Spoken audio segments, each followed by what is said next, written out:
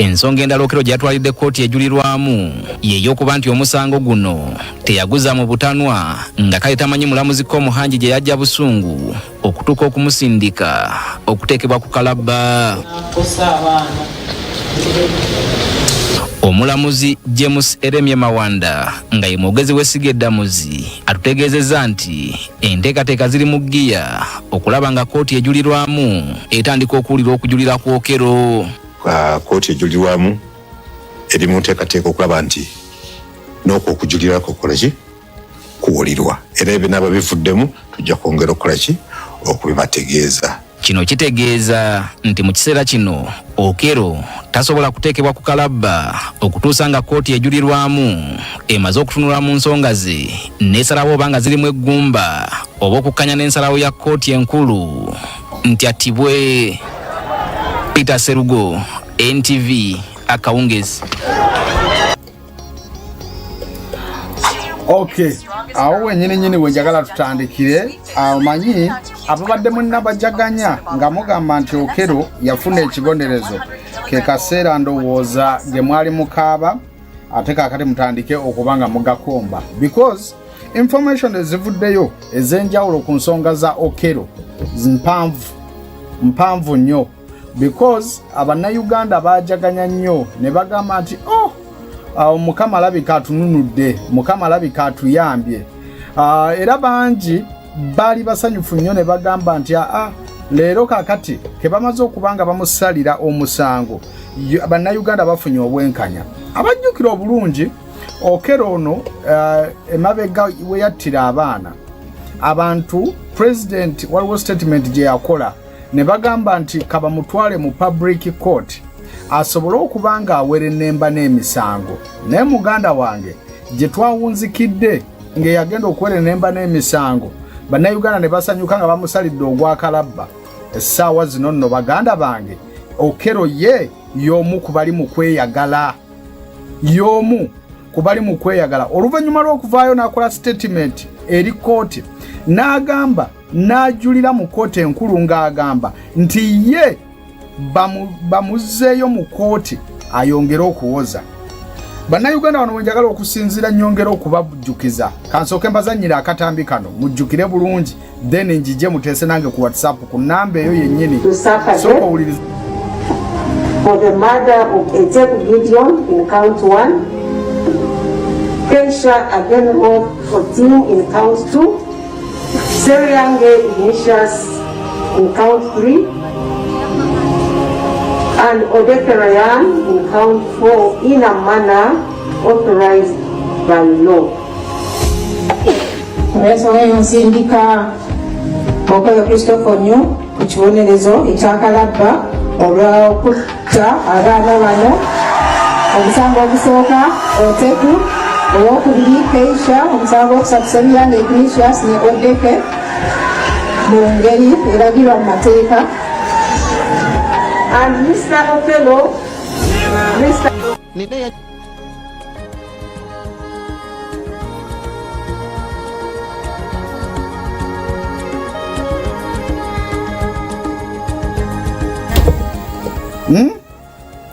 Kyemmanyi fenna mujjukira bulungi akatambi ako.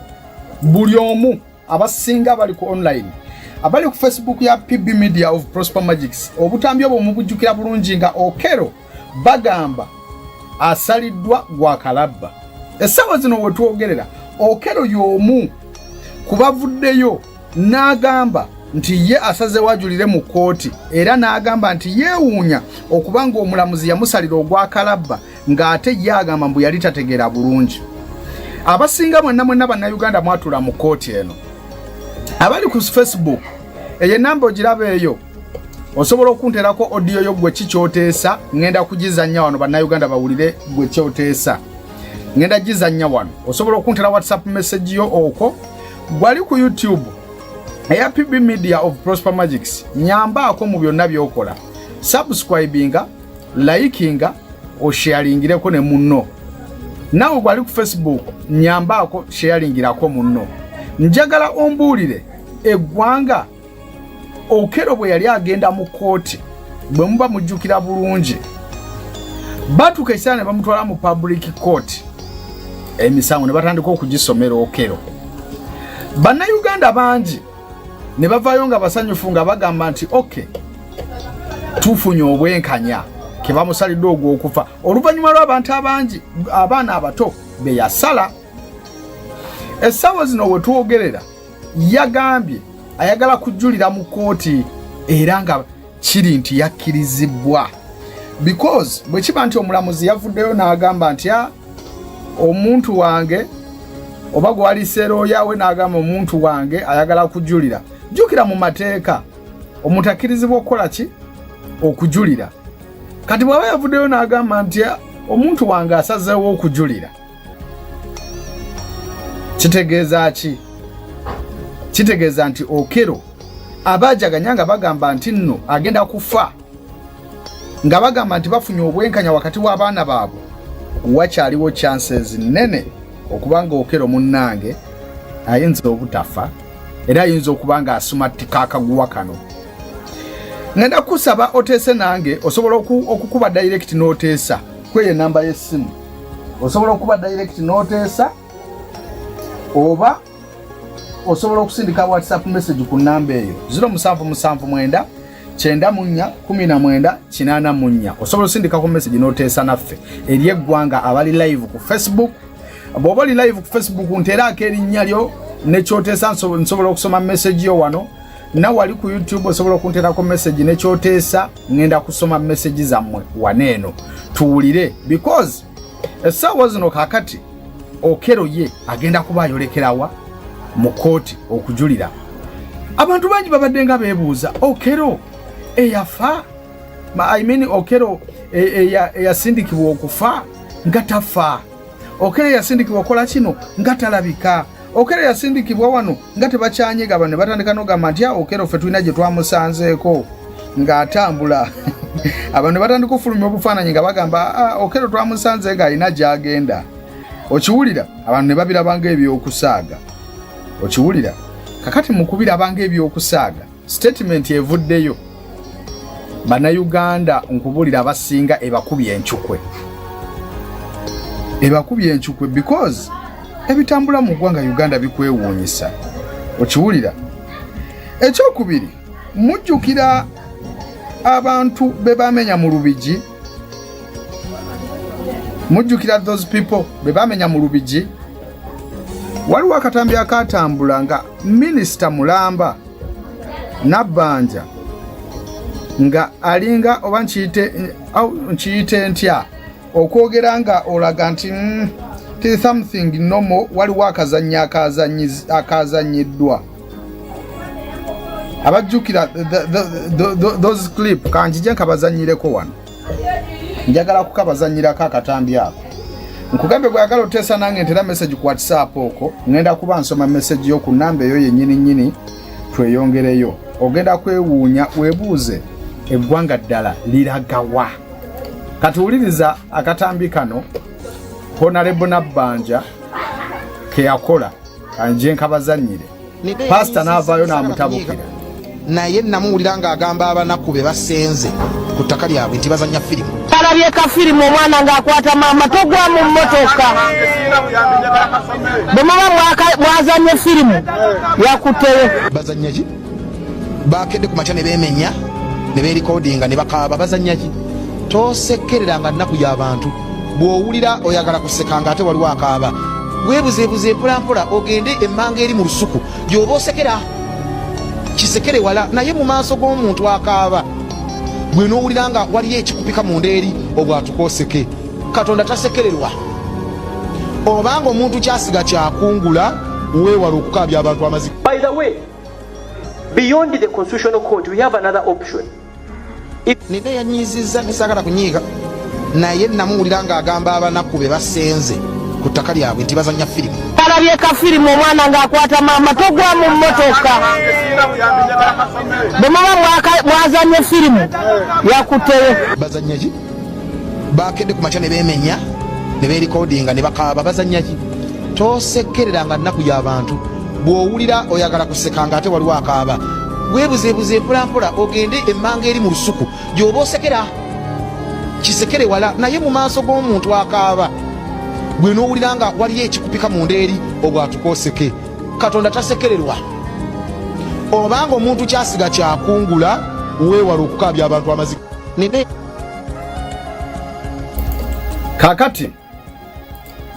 kakati baganda bange wano wenjagala okubuuliza ebyaddala tulagawa tuddawa kubanga bwobanga olaba nti abantu bavayo ne balaajana okutuuka kweryessa omulala navayo n'agamba nti kafirimu nalabye akatambi kano ne mpulira nga nfa n'enseko eŋŋamba bannange ensi eno nayewuunyiza ensi gwali mukundaba ku Facebook osobola okuteesa nange nteeraako ka message osobola okuteeka ku comment section awo oba osobola okusindika message ku WhatsApp okwo ngenda kuba nsoma WhatsApp message yo kyensinga okwewuunya mu byonna really wano wetwolekera nti omuntu mu bizibu omulala aba ajaganya katookero wuuyo addayo mu kooti meaning nti ayina high chances ez'okuba nga yejjeera natandika okulya obutaala ate oba onaamukola ki because aba amaze okukola ki aba amaze okwejjeera okitegeera naye nga mu byaddala wa wano we tuba tulaga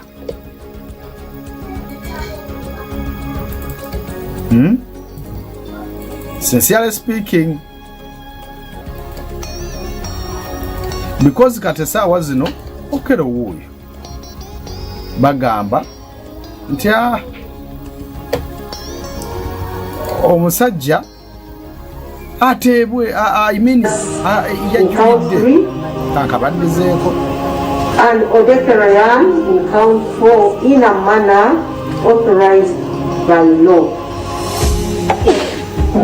Nsindika Okello Christopher Nyu ku kibonerezo ekyakalaba olw'okutta abaana bano omusango ogusooka Oteku owokubiri Keisha omusango okusatu Semirange Ignatius ne Odeke mu ngeri eragirwa mu mateeka and Mr. Okello to suffer death for the murder of Ezeku Gideon in count 1, Keisha Agenho 14 in count 2, Semirange Ignatius in count 3, and Odekerayan in count 4 in a manner authorized by law. Nsindika Okello Christopher Nyu ku kibonerezo ekyakalaba olw'okutta abaana bano omusango ogusooka Oteku owokubiri Keisha omusango okusatu Semirange Ignatius ne Odeke mu ngeri eragirwa mu mateeka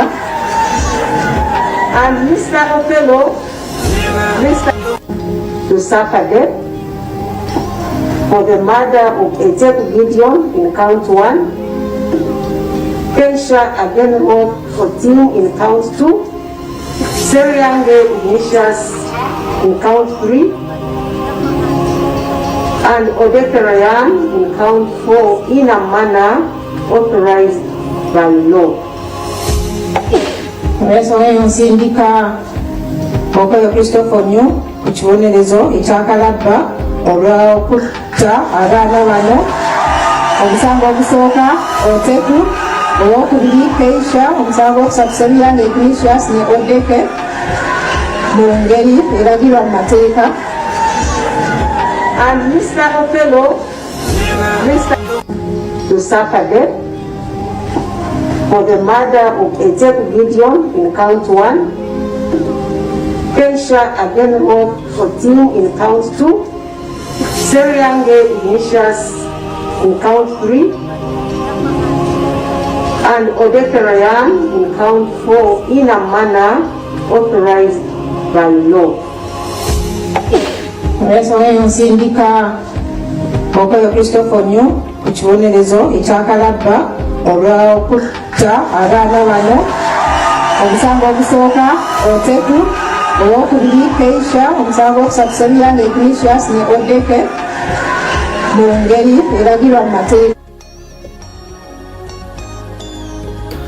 Okay. Ndowooza fena tuwulidde statements eziri mu kutambula. Kakati Okello ye yajulidde. Bannayuganda gwe babadde bali eyo nga bamu basanyuka bagamba awedde because olunaku lwe baamusalira omusango bannayuganda bangi baselebratinga ne bagamba awo era abasinga twabalaba nga balinga abasse ekikkowe nga bagamba mu butuufu okutwaliza awamu we are saved. Okiwulira bulungi n'essaawa zino twebuuza wuuyo yajulidde era yakkiriziddwa.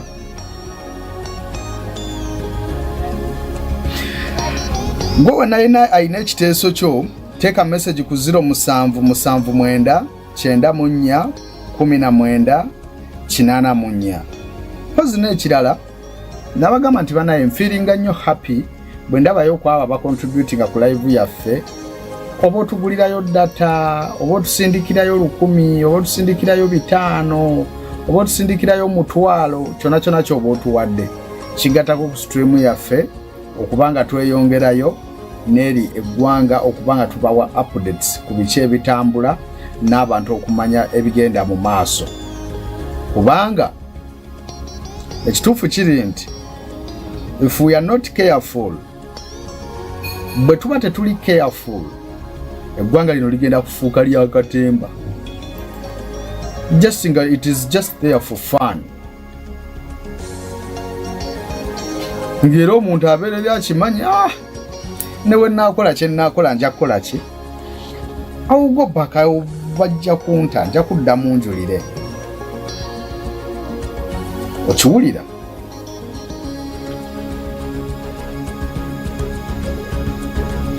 Tubadde tukyali awo vidiyo eyo gy'oli mu kulaba omukulu Lukwago yabadde ali waka ngali mu nsonga ze. Ngenda kusaba buli ali ku YouTube onyambo likinge osharingireko vidiyo eno munno osubscribinge nawe ali ku Facebook nyamba okole kyekimu tusobole okuba nga tugendera wamu nti essaawa zino bino byonna ebyabaddewo tewali nsonga yavuddeyo eri clean. Okuggyeko ebifaananyi ebyavuddeyo ku mutimbagano ogumanyiddwa ng'ogwa General Muhoozi ogwa X.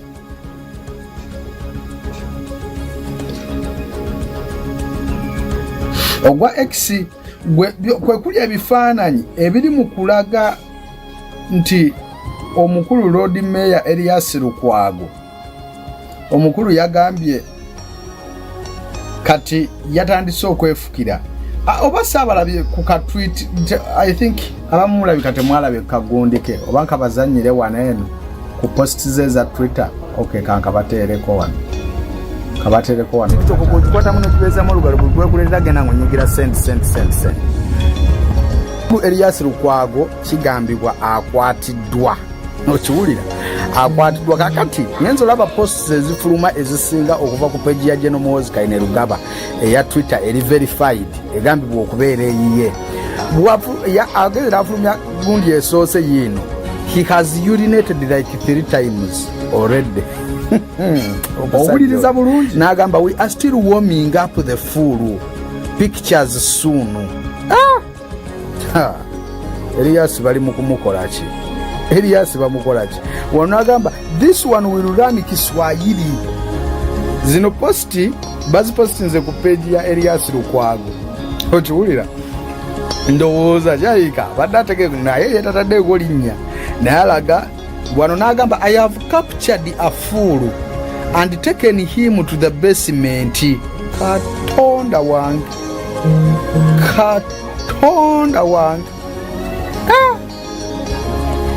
omusajja in 26 minutes yamukute ali anage was looking for me to kill me is because okitegedde bulungi ebyo bwe bito biri mu kutambula. Omukulu General Muhoozi yavuddeyo n'apostinga n'agamba omusajja omanyi bino byonna byagenda okubeerawo oluvannyuma lw'ebigambo ebimu ebyatambula ebimu. Kambalage ka vidiyo kano ketusuubiriza okubanga kekasinga okubanga kamuleetera ebizibu. Njagala owulirize kano. Kati olutalo lwe tulina nti olwaleero n'okutandika olwaleero tulina okufuna summons zino oba notice of motion tunoonye General Muhoozi wonna waali, era ogwo mulimu tugenda kugukola okuyigga General Muhoozi wonna waali muwe empapula ajeyewozeeko. Ebirala tujja bibabuulira nga amaze okuteeka mu defense ye.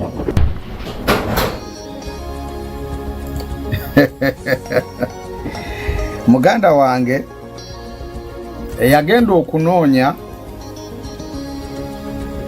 Shaika gwe banoonyezza, tusabire eggwanga lyaffe because omukulu ye bwe bityo bwe biri. Lukwago otwogerera essaawa zino tasuze mu nnyumba ye, tagisuzeemu, tagimanyi. Era kati essaawa zino ne gyali I'm very sure naye tamanyiiyo.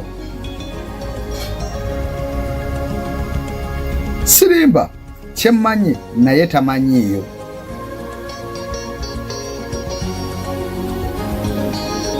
Musajja wate okwogera abyeyogera nga asuubira nti abyogera eri eggwanga okubaako ebikyusibwamu. Bye yayogera nno byaliba bimuzaalidde omulerembe.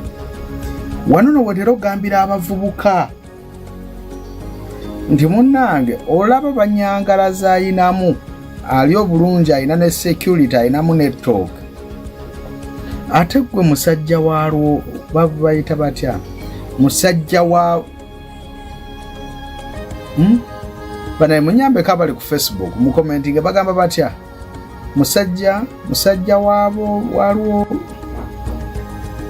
I'm forgetting the word. Kyengezaako tegeeza nti gwakyapambana okubaako we weetuusa.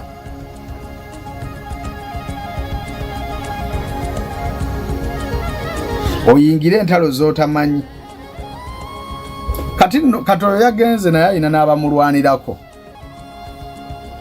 Bw'oba oli mu kulaba ku Facebook ogamba otya Namugaya Janet oli otya ddiya. Thank you so much. Webale kubeerako ku Facebook.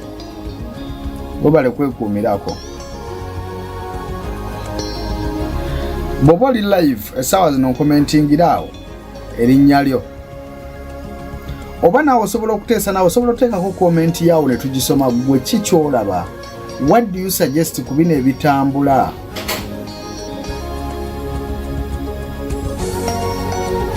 Because njagala tukkirize tugaane. People are hurt. Wadde ebirala weebiri bitambula bikola ki? Naye tukkirize tugaane. Binyigamu bangi be binyiga.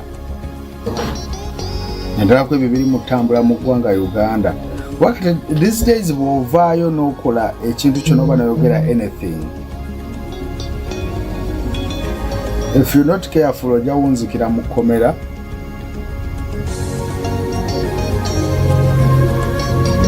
Oba tugenze mu mukomera oyinza okufa ne by'otamanyi. So kati baganda bange naddala abavubuka abato bano bamyaka gyaffe abamu tubeere beegendereza n'ebigambo ebimu bye twogera. Simanyi oba muntegeera, naye we should be very, very strict and careful.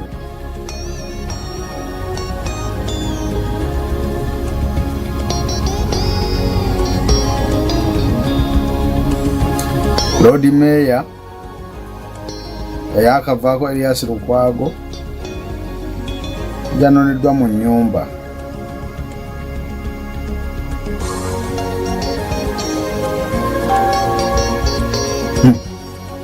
Ekyasinze okunewunyisa ze tweet ze nalabye. Omwana omukulu alina roba nange.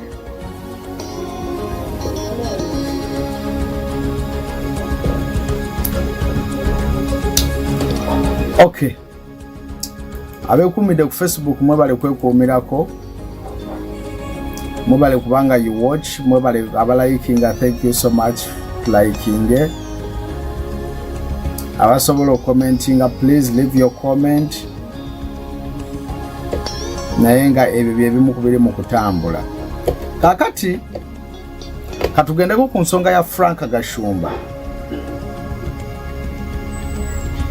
Mwalabye obutambi akatambula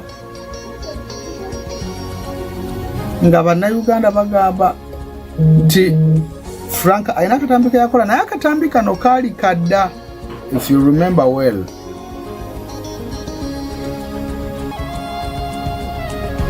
Kaali kadda. Bwe yaviirayo n'agamba nti Abanyarwanda kambazanyira akatambi kano. Mukawuliriza ebyayogerwa by that time.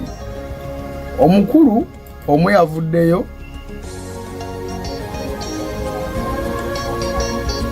n'awoninga Frank Gashumba. I want to give you this clip. Kankafune wano. Yavuddeyo n'amuwoninga n'agamba ssebo.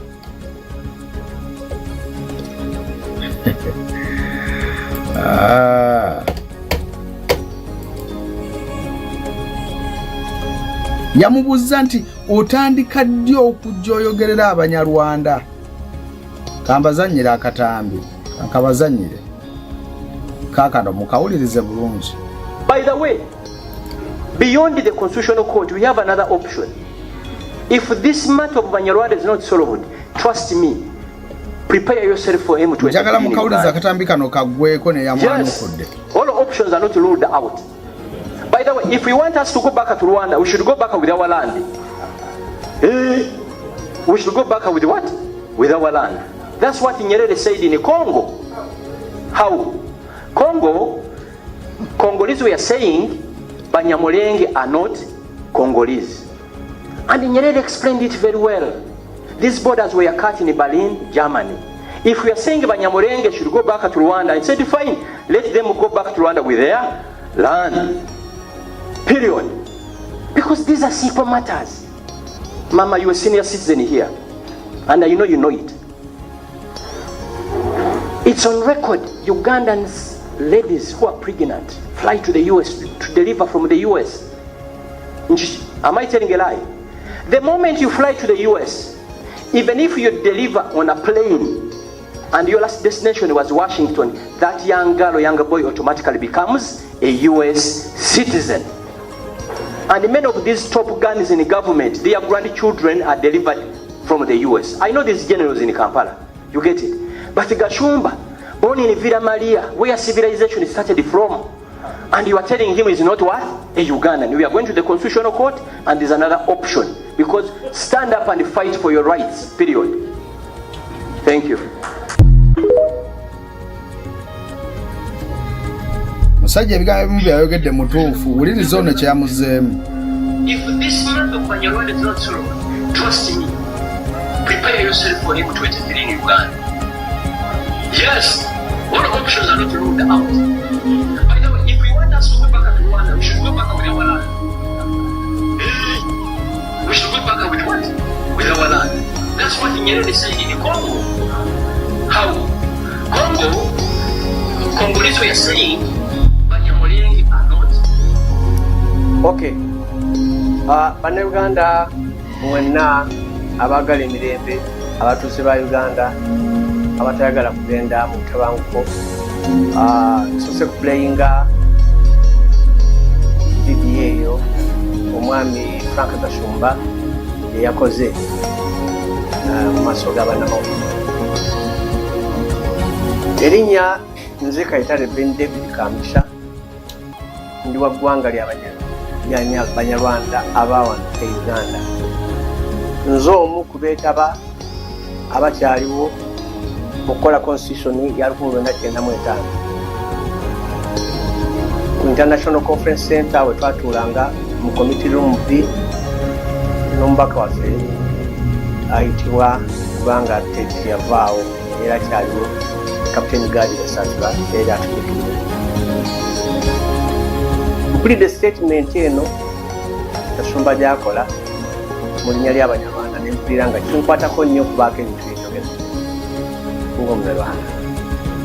Mu kitundu kye mbeeramu wano mulimu abanoonyi b'obubudamu ab'emyaka gyange abadduka mu mawanga gaabwe n'abalala abato n'ababulikika kyonna. Ne tunuulira omuntu embeera gy'ayitamu nga tali mu ggwanga lye n'ebimutuukako.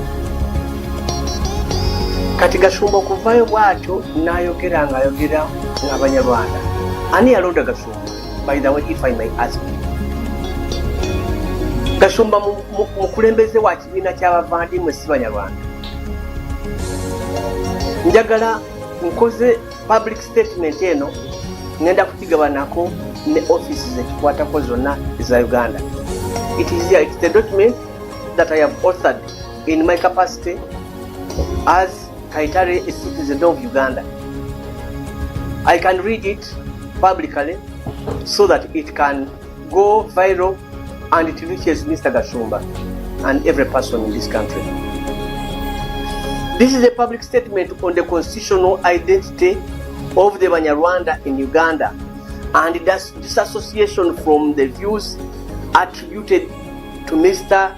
Frank Gasumba. I have copied these public statements to the relevant authorities, and the subject matter is affirmation of the constitutional identity of the Banyarwanda in Uganda and rejection of an unauthorized attempt to alter that identity. Introduction. I issue this public statement in my capacity as a Ugandan citizen, researcher and a lawyer, and as a member of the Banyarwanda community of Uganda, to clarify my position and that of many Uganda families of Banyarwanda origin regarding recent public statements attributed to Mr. Frank Gasumba concerning the identity and political status of the Banyarwanda in Uganda. This statement is intended to reaffirm the constitutional position of the Banyarwanda in Uganda, dissociate many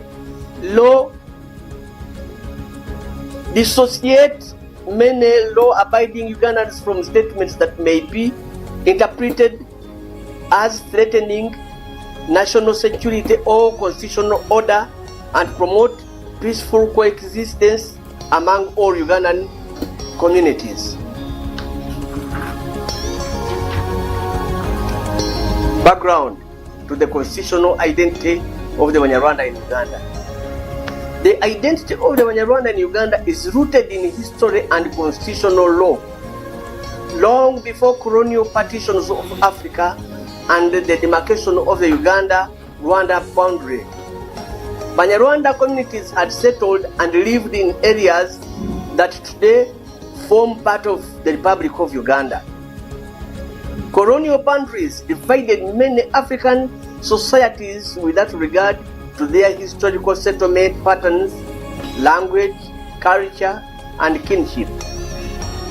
Following Uganda's independence, the Constitution of the Republic of Uganda recognized the Banyarwanda as one of the indigenous communities that were residing within the territory of Uganda as at 1st February 1926. Their identity is therefore founded upon constitutional recognition and historical continuity rather than political opinion or individual preference. The constitutional status of the Banyarwanda is therefore a matter of law and national history and should be discussed through constitutional principles, historical evidence, and peaceful democratic engagement. Cross-border communities are a common Africa reality. The existence of relatives across modern international borders is not unique to the Banyarwanda. Colonial boundaries divided numerous African communities whose members continue to share language, culture, ancestral and kinship across neighboring states. Examples include Bagisu, Uganda and Kenya; Samia, Uganda and Kenya; Iteso, Uganda and Kenya; Kakwa, Uganda, South Sudan and the Democratic Republic of Congo; Lugbara, Uganda and the Democratic Republic of the Congo; Aluru, Uganda and the Democratic Republic of Congo; Acholi, Uganda and South Sudan; Bakonzo, Uganda with close historical ties to the Banande or Nande of the Democratic Republic of the Congo; Basongola, Uganda and the Democratic Republic of the Congo. Banyarwanda indigenous communities of southwest Uganda, whose wide populations also extends into Rwanda, Tanzania and the Democratic Republic of the Congo. Kalamajong, Uganda with close linguistic and cultural ties to the Turkana of Kenya. Nubians, Uganda and South Sudan. Sebei, Uganda with close kinship to Kalenjin communities in Kenya. Pokot, Uganda and Kenya. Jiye, Uganda with related communities in South Sudan and Kenya. The mere existence of cross-border relatives has never diminished the Ugandan nationality or constitutional identity of these indigenous communities. Colonial boundaries divided people but did not erase their indigenous existence within Uganda. Disassociation from recent public statements. I respectfully state that Mr. Frank Gashumba does not possess any constitutional, statutory or customary mandate to speak on behalf of all Banyarwanda in Uganda or to redefine their constitutional identity. Any proposal seeking to replace the historical and constitutional identity of the Banyarwanda with another designation such as Bavandimwe remains a personal opinion and has no force of law.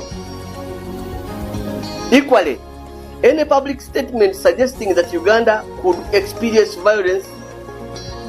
violent conflict similar to that witnessed elsewhere in the region if certain issues remain unsolved should not be interpreted as representing the views of the Banyarwanda community in Uganda. No way. The overwhelming majority of Banyarwanda in Uganda are peaceful citizens who respect the Constitution, support the national unity, and reject violence in all its forms.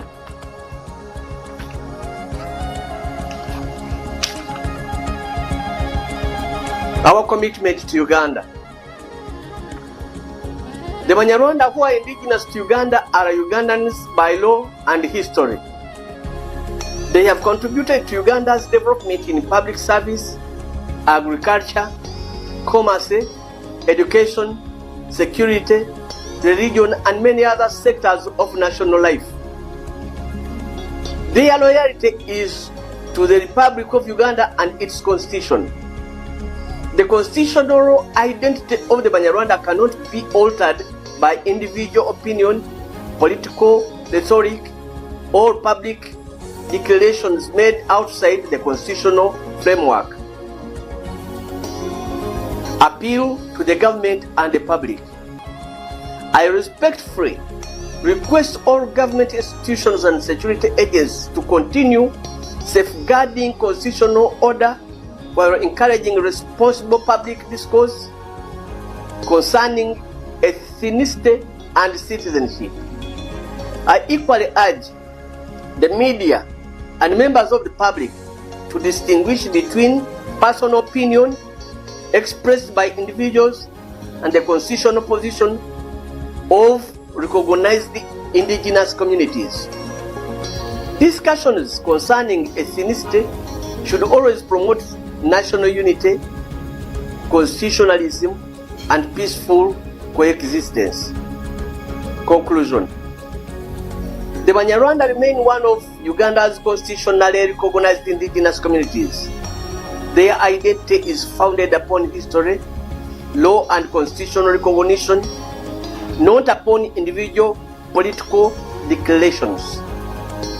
I therefore respectfully disassociate myself, my family, and all like-minded Ugandans from any statements that seek to alter that constitutional identity or that may be interpreted as encouraging instability or threatening Uganda's peace and security. May God bless the Republic of Uganda.